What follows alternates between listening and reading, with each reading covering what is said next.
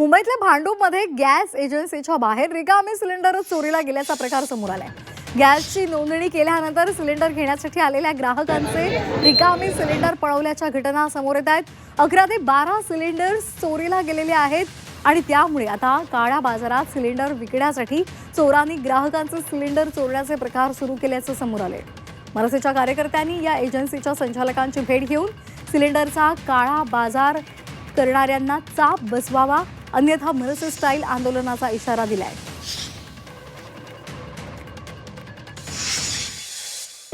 इथे ब्लॅक मार्केटिंगच चालू आहे असं थोडंफार प्रमाणात दिसतंय। कारण काही लोक सकाळपासून आहेत ते मला आजही आता 3-4 झाले 4 तास झाले ते इकडेच फिरताना आपल्याला दिसत आहेत।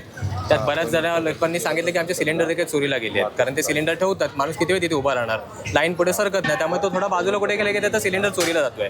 इतका घाणेरडा प्रकार इकडे चालू आहे तो आम्हाला आता समजलेला आहे। आता जर आम्हाला इथे आमची तर आता निगराणी असेलच, तर आम्हाला कोणी जर सापडला तर त्याची या एजन्सीपासूनच धिंड काढून त्याला पोलीस स्टेशनमध्ये जमा केलं जाईल आणि मनसे स्टाईलने जे उत्तर द्यायचं ते दिलं जाईल।